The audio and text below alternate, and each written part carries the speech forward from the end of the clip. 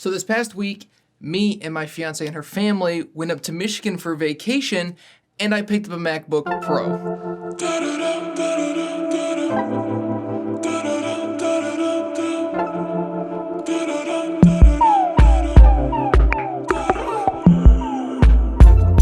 Got so tired of waiting, got tired of the chase. I've been feeling like lately there's nothing in the way. Getting so impatient, need to get away now with you. But not just any MacBook Pro, a 2018 MacBook Pro that is absolutely... I have some thoughts on it. So let's just get right into it. But first, if you want to help keep this channel sponsorship free, do check out the Patreon link down below. So what MacBook Pro did I buy? Well, 2018 15-inch MacBook Pro, the base model with an i7 8750H, a Radeon 555X, 256 gigabytes of storage, and 16 gigabytes of RAM. The cheapest MacBook Pro 2018 that Apple sold up until a few months ago when they just updated to the 2019 MacBook Pros. And now I've had about a week, a little over a week to use it now, and I have some thoughts on it, some thoughts that I didn't think I would have, and some thoughts that I think are pretty obvious about me having. So to start, I want to go over the pros of this laptop. And before I start with the pros, I do just want to note that I bought this computer for $1,300. If this was for $1,700 or $1,800, I wouldn't have purchased it. I purchased it solely because it's worth more than what it was priced at, so I had to buy it because if I don't like it, I'll always just sell it in the future, and I thought it was it's an awesome computer, and it's maybe not an awesome computer that I want to discuss in a video, so I figured it's definitely worth it. So let's start with the pros. The first pro is that this is quite literally the most powerful laptop I've ever used, and I believe it's the most powerful computer that I've ever used. I used an 8700K computer one time, which would make that computer more powerful than this MacBook Pro, although I only used that for like a day, so I can't really say that that was a computer that I personally own. So it's awesome. I mean, it's a super powerful computer, 6-core MacBook Pro, so I got 6 cores and I can take it anywhere. I can take it on the river, I can take it in the falls, I could take it anywhere in the entire world, and as long as I have battery, I'll be fine. It's not a desktop, so it's not quite as powerful as most desktops, but it's very, very powerful, especially for a laptop. It's smaller, thinner, and lighter than my other MacBook Pro that I was using, a 2014 MacBook Pro. Do keep in mind that that MacBook Pro was purchased for $650-ish, give or take. I can't really remember, but I'm pretty sure it's $650. And this laptop was purchased for twice as much, and I do not get nearly twice the performance. But it is smaller, thinner, lighter, more portable than the other one, although these are really, I'm nitpicking there a little bit because you're talking about a couple grams and maybe a few quarters of an inch thinner and smaller. Touch ID is awesome. Big fan of Touch ID. Having that to log in is really nice. I know it's not the most convenient thing or inconvenient thing to type in your passcode, but it's something that I used and I was like, wow, this is actually nice. I wish MacBook Pros would have had this for a while. Touch ID was a standard that was implemented years ago. I'm not sure why it took them so long to implement it into their MacBook Pros, but now that it's there, it's nice to have. The touch bar, and now a lot of people are going to say that I'm stupid, but the touch bar is fine. I guess it's not really a pro. It's just not... It's not as bad as I thought it would be. There are actually a lot of cool things you can do with the touch bar. Personally, I hardly ever use the function keys, F1 through 12, hardly ever use them unless I'm adjusting volume. So to be able to click the volume button and then slide it up and down, to me is really convenient and something that I'm actually really happy about. It's something that I've used more than I thought I would. Now, that doesn't mean the touch bar was the greatest thing to do and greatest thing to add into a MacBook Pro. I don't really think that it was, and especially with the price delta that it probably added to the computer itself because it's adding a second screen to a computer that normally only has one screen. Personally, if they got rid of it, I'd probably be just as happy, especially if I could save a couple of $100. The hinge, now this is gonna sound silly, but the 2014 hinge on my MacBook Pro is fine, no complaints about it. However, on the 2018 MacBook Pro, it's newer, so the hinge has just less opens, less uses. Although, do know that the hinge is a failing feature of this MacBook Pro. There's a cable inside that hinge that will literally ruin the screen, and that means you have to replace the entire screen setup instead of just replacing the one cable.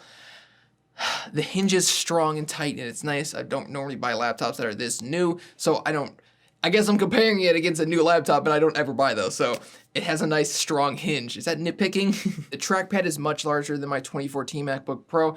This is a positive in some cases and a negative in other cases. I like how big it is. Obviously, it gets more real estate to use the trackpad. It makes more sense to have the trackpad be that big instead of so much smaller on the older 15-inch MacBook Pros. Although I didn't notice, I didn't feel like it was adding a lot to my productivity or adding a lot to the experience. It just sort of felt like, yeah, I'm glad this is there, but if this wasn't like this, I probably wouldn't miss it, I guess is what I'm saying. But I'm gonna have to talk about the trackpad and the cons list as well. Thunderbolt 3 is awesome. I know that there is not a ton of ports in this computer. There's only 4 Thunderbolt 3 ports. I almost just said 3. There's only 4 Thunderbolt 3 ports, and then the headphone jack. But if you actually look at it, the guy gave me a dongle with this computer, and that actually has more ports than the 2014, 2013, and 2015 MacBook Pros have on the entire computer. So Thunderbolt 3 is a really easy thing to complain about, but if you just took 5 seconds to think about it, you can add way more ports to this computer with one cable. Yeah, it's an extra $60 that you probably shouldn't have to spend, but now I have all of my ports on one side of the machine. But then that opens up the entire other side of the machine for something like a Thunderbolt eGPU, charging, etc., etc. There's a lot of extra things you could do with Thunderbolt 3. It's a super underrated port. It's really easy to complain about how there's only 4 Thunderbolt 3 ports in the MacBook Pro, but if you just take a few seconds to actually think about how great that is, then you really realize that, yeah, it's annoying, and having to get that dongle out is annoying sometimes, and I had to find it sometimes, and it was a little bit frustrating that I had to do that in order to use the computer. But once you have it, and if you can just take a few extra seconds to make sure that you place that next to your laptop every time, it's not a huge deal to me, and I don't think it would be a huge deal to most people. I guess what I'm saying is that for $1,300 I bought this computer, and for like $200 less I could buy a 2015 MacBook Pro with all the ports, and I'm getting way more in the 2018 MacBook Pro in terms of actual ports. So the cons, let's go with the touch bar. It's really weird and frustrating. It seems like it's just taking away battery life from the computer. Using it in the sun is doable, but it's definitely like you're hunting down to look. If you were just using a regular keyboard, you wouldn't have to hunt down and look. You could just touch the button. You don't have to touch and make sure you're doing the right things with the keyboard. With the touch bar, it's a con. I don't love the touch bar, but there are some cool things that Apple has implemented into it. I do wish they had some type of haptic feedback in the touch bar though. I think that would make it a little bit better of an experience. It's very thin, light, and portable, but that means it heats up really, really quickly. I know I was just using it editing a video, that intro sequence, just for like maybe half an hour, and the top part of the computer got pretty warm, warmer than most MacBook Pros that I've used. Although that's super, I have no idea if it actually was warmer. It just felt like it was hotter than what I'm used to touching.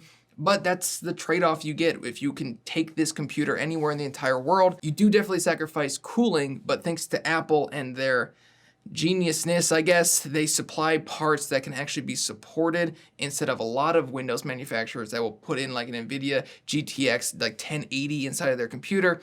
And then if they're on battery, they can't even supply enough wattage to power that chip or that graphics card or whatever it is. So you're not even getting the full performance, and you're just really losing a bunch of battery life. So the way Apple has done it is kind of frustrating sometimes, but if you actually look at what they're doing, what they do is they give you the performance that they say they give you, instead of saying, oh yeah, you can get this performance, but it has to be plugged into a wall. That doesn't make it a laptop anymore. That's just a desktop. Obviously, the keyboard issues are frustrating to say the least.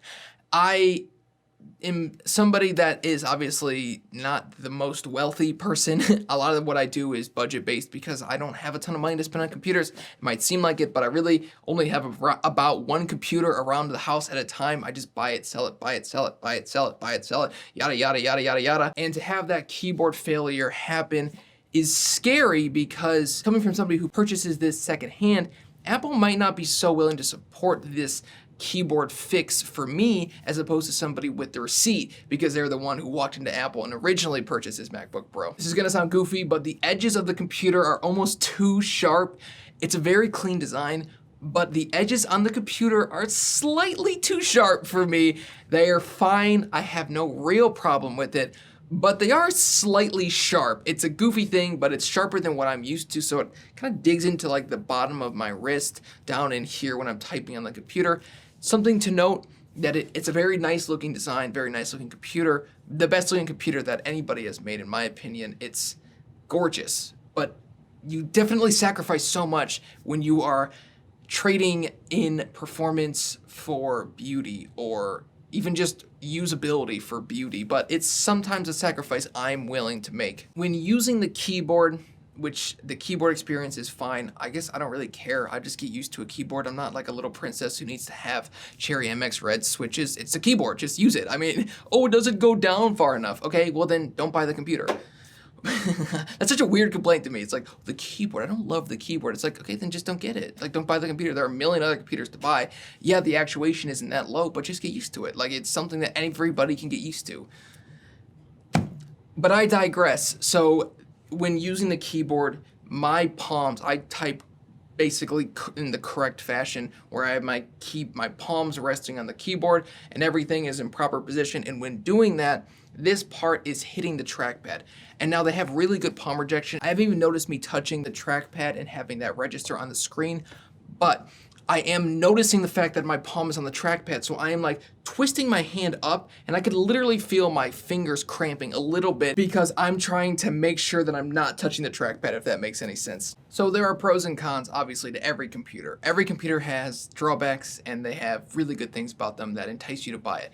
For Apple, a lot of it's the design, the elegance, the performance for what you get in terms of size. There's a lot of great things about what Apple provides. There are a lot of bad things about what they provide as well, though. But there's this weird double standard with Apple, and there always has been and there always will be because it's so easy to hate Apple because they're so successful. You always want the underdog to win, even though Apple used to be the underdog. People wanted Apple to win, but Apple's no longer the underdog, so they don't want Apple to win anymore. So they really hate on Apple, but it's weird to me how you can build a computer for cheaper than any Mac you could buy on the planet. That's just not a debate. Doesn't matter what you tell me, no matter what you could build and make a computer that's more efficient in terms of price to performance than any Mac computer ever.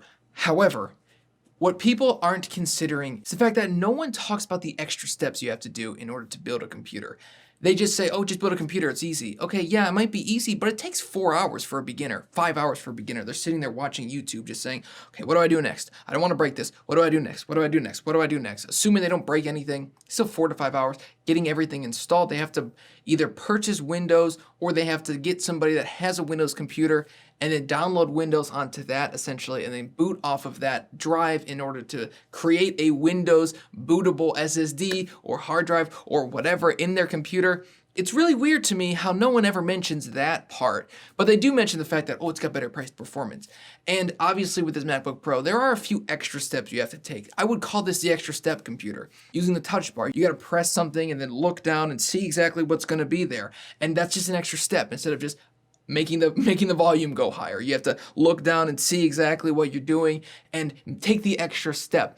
If you want to use a USB type A anything, you got to take an extra step. You have to buy an adapter, buy a dongle. But for Apple, that's an inconvenience, but for any other company like an Android phone or a Windows phone, these are features. It's like, well, you get to take the extra steps in Android. You get to make this phone exactly what you want. Well, I don't have time to do that. Why is it a feature? I just want it to work and then that's it. Windows is the same thing. Well, you get to build a computer. You get to make it as powerful as you want. Well, what if I just need something that I can browse the web on? Why do I have to deal with putting in a CPU, putting on thermal paste, getting it all over my hands, getting it all over everything? Why do I have to deal with putting in RAM the correct way? Why do I have to deal with booting into Windows and then downloading drivers? Why do I have to deal with all this stuff when Apple just does it for me? So people will always have this double standard with Apple and other companies, but it's just not really fair, I guess, because Apple obviously is a frustrating company, but they do provide a lot of great things. So that's my slight little rant on this extra step with the dongle. It's like, oh my God, Apple makes you use a dongle. It's like, oh my God, these other computers make you install Windows yourself. So should you buy the computer? If I had to decide it was a yes or as a no, I couldn't just flake out and saying, well, it's up to you. I would say for most people, it's a hard no. The performance you get in terms of the extra 2 cores and the updated graphics card, which is marginally better at best, it's not really worth it to most people. If you're somebody who is making videos for YouTube, or if you're somebody who's just daily checking stuff, most of the time you'll be fine with like a 2013 MacBook Pro or a 2014 MacBook Pro or a 2015 MacBook Pro, even a 2016 or 2017. But like that keyboard reliability is something that's scaring me, and one of the reasons I may consider just selling this again and purchasing a different computer to use, or just using the 2014 and continuing to use a 2014 MacBook Pro instead of the 2018 MacBook Pro. I've had a lot of fun using it. It's cool to use a new computer. Normally what I'm using is stuff that I've always wanted to use, but I was never able to afford, either because I was in college and I couldn't spend the money, or I was in high school and I couldn't spend the money on it. But now I can spend money on stuff, but you just have to learn to be efficient with your money. If you're gonna buy something, in my opinion, make sure you can sell it for, at minimum, what you bought it for. That way you're not really losing too much money on it. So I would probably lean 2013 or 2014 or 2015 MacBook Pros, even 2012. For most people, that's gonna be more than enough. But for the small percentage of people where every minute literally means money in your pocket, consider getting this computer, because the extra performance, the extra cores, that is definitely going to help. Exporting a video won't export 2 times faster, but even 50% faster would save you how much extra time? If it normally takes you 10 minutes and you saved an extra 50%, and then it's saving you 2 minutes and 30 seconds. If that means $100 extra to you, it's definitely worth it. But I'm gonna say most people probably don't need the 2018 MacBook Pro or the 2017 or 2016. You might as well just go with the 2013. Save yourself about $400, $500, $600, $1,000 if you buy a 2018 for like $1,700, and you don't really need the extra performance. Thank you for watching the video. I'm Scott with Techno Eclipse. If you like the video, don't forget to hit that subscribe button so that way you can feed my ego and make sure that my head gets bigger. All right, I'll see you guys in the next one. Peace out. Baby,